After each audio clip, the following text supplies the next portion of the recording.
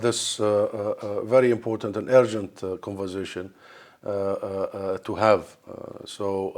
What we are seeing today, and ahead of the vote tomorrow in the Parliament, I thought it's very timely that we have a conversation simply to put you in the situation as it is happening, and what we are seeing, especially in the last few days on the ground, is completely beyond words. This is not a war. The whole term war does not apply. It is in every sense an unprecedented aggression against the Palestinian people in Gaza, the West Bank, and everywhere. And maybe some of you have followed what has been happening in the West Bank over the last few days, especially this early hours of the morning in the Tul Karim refugee camp. So this is really a defining moment. And our action is a test of not only our politics, values, our moralities. It has become a test for our humanity, really. And you know the numbers, Julie. All of our friends here know what has been taking place. The 11,000 killed, innocent people, more than 4,500 children. And we even don't know the final numbers, because still considerable numbers are still trapped under rubble, mostly civilians, mostly families, and many, many corpses all over the streets of Gaza. So we do not have the final number to share with you. But the West Bank as well, nearly 200 killed in the last few weeks, as you may have been following, and around 1,000 people have been arrested, rounded in the West Bank. So you know about the displacement and the 1.5 million already displaced from north to the south and still being bombarded in their overcrowded conditions. You know about the international cries and warning about the outbreak of diseases and the starvation because of the cutting of water and food and what have you. All this is established, but the Gaza health sector has collapsed. We've been warning that it is collapsing. Now it is officially collapsed. According to the UN World Health Organization, every hospital and medical center in the north of the Gaza Strip has ceased normal operations. Every hospital. And the head of the World Health Organization said the world cannot stand silent while hospitals, which should be safe havens, are transformed into scenes of death, devastation, and despair. So the health sector has collapsed.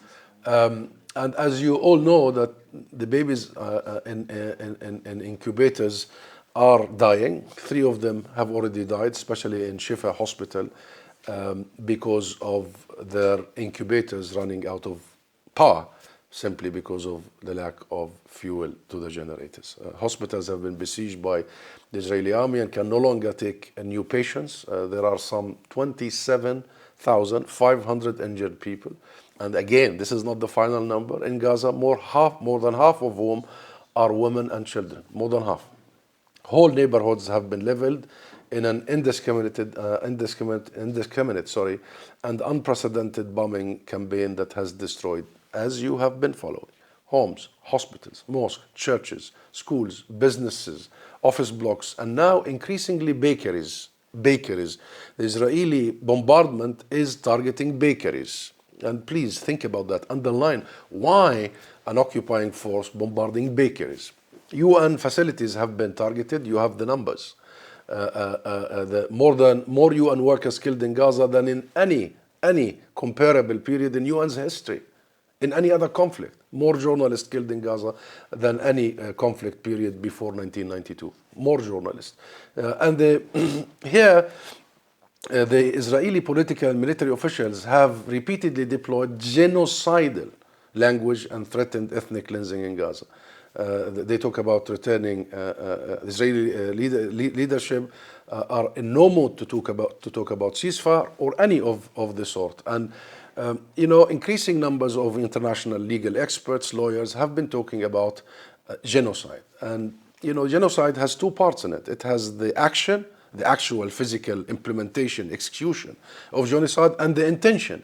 And to give you a few examples, Israeli Defense Minister Yoav Gallant said we are fighting human animals. A former head of Israeli national security said Israel needs to create a humanitarian crisis in Gaza to make it a place where no human can exist.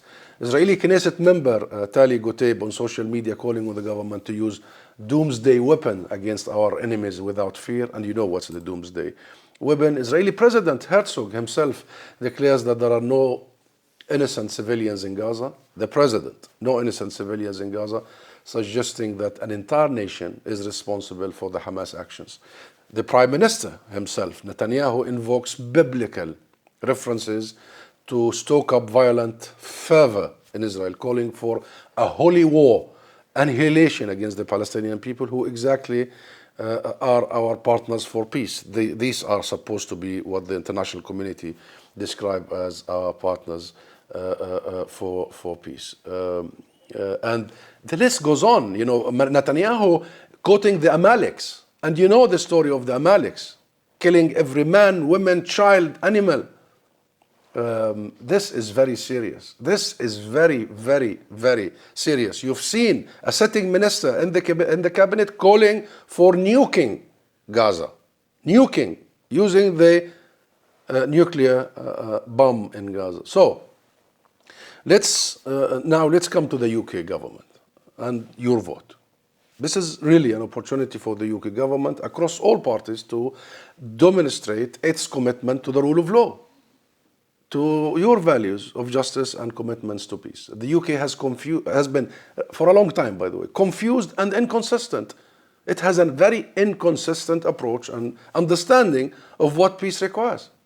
What does peace require, really? The UK government advocates a two-state solution. We agree, fine. The UK government advocates for peace and for diplomacy. We agree. But somebody advocating for peace does not call for a ceasefire of all these atrocities. It doesn't add up. Somebody who claims to support two-state solution but sits by and watches as Israel destroys any prospects of a two-state solution throughout this aggressive illegal colonial settlement expansion and continues to do absolutely nothing. Do you know the level of settler terrorism in the West Bank over the last few weeks? Unprecedented. Even the US administration, the Biden administration, came out very strongly condemning these acts of terror and these acts of violence by the Israeli settler militias. We didn't hear anything from the UK 10 Downing Street or the Foreign Office until now, despite our many calls and urges and meetings that they should also focus on the crimes that are being committed in the West Bank as well. So, and if we believe in the rule of law, but you know, the UK keeps vetoing our attempts to utilize instruments of international law, and you know the story in the ICC, and you know the story in the UN agencies like the ICJ. And I don't want to go to through the list of how much the UK goes out of its way to deprive us, to prevent us from actually utilizing instruments of international law. I'm sure some of you have seen the UK submission to the ICJ saying that Palestine does not qualify to seek advisory opinion via the UN General Assembly of the status of the Israeli presence in the occupied territories. Unbelievable. I'm sure you've read the letter by Prime Minister Johnson at the time to the conservative Friends of Israel saying that ICC is not the place for the Palestinians to revert to use. I'm sure you read that, saying that Israel is an ally and a friend, meaning that we don't apply international law when it comes to our friends and allies. Now, I need to tell you in a very clear language, the UK government is out of step, as always. So having the courage, all of us, to face the truth and face this very grave moment. So some politicians are uncomfortable. Many of politicians in this part of the world are very uncomfortable with terms like genocide, apartheid, ethnic cleansing. But these are facts on the ground, documented, not by us, by the United Nations, by numerous legal experts, by almost a consensus of the international human rights organizations, including the UK's Amnesty. So it's what we, the Palestinian people, have been subjected to and living. It's our reality, under the watch of the international community. This is a strong body of legal, and we are all following, hundreds of most renowned legal experts congregating in London, by the way, in Paris and everywhere. And we had convened a meeting with legal experts only a few days ago, last week. And in legal terms are very clear. What is being done here is all the above. It is genocide, it is apartheid, it is ethnic cleansing.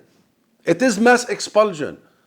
And one of the UN's most senior human rights expert, Craig Mokhawa, said this: usually the most difficult part of proving genocide is intent, because he says there has to be an intention to destroy in whole or in part a particular group. In this case, he adds, the intent by Israeli leaders has been so explicitly stated and publicly stated by the Prime Minister, by the President, by senior cabinet ministers, by military leaders, and his statement is on the record. So what we ask for, my friends, just to try and conclude, we must call for a ceasefire. We need an immediate and unconditional ceasefire. And when we say ceasefire, we want a ceasefire, we demand a ceasefire against all these atrocities. Number two, for the urgent establishment of a global humanitarian relief operation to meet the massive needs of Gaza's traumatized, displaced, and destitute population. For a clear position, number three, for a clear position against the forcible transfer of the Palestinian population out of Gaza. We must speak out about this. The plan is still on the table and being implemented. The mass transfer of Palestinians from Gaza, and perhaps in the West Bank they're thinking the same. And we have numbers, and I've just quoted for you, 1,000 were displaced in the West Bank in the last few weeks from their villages and towns. Number four, we need a comprehensive international criminal court investigation into all allegations of war crimes by all parties. And it must begin immediately, because the most significant part after stopping the atrocities is to make sure they never happen again. And we must exert all of our pressure on the ICC and all contracting parties to begin the investigations immediately. Number five, and finally, for the full implementation of international law, we must be absolutely clear that this is a moment when we apply international law equally, and we recognize the state of Palestine in accordance with international law on the 1967 borders, and we uphold the Palestinian rights to self-determination, freedom, and independence, and enable to address the root causes of the conflict. This is a time that we have to do things parallel. Ceasefire, humanitarian assistance, massive accountability, and political horizon that starts with recognition and upholding rights. So in conclusion, it's a call for a ceasefire against genocide and war crimes. This is about your parliament and you as elected representatives to demonstrate your own values. Is the UK a mere pinholder of international law, or does the United Kingdom play a real and meaningful role in upholding the rule of law? And I think, and I believe, and that's why today's discussion is crucial, your vote will be decisive to ensure this. Thank you, Julie.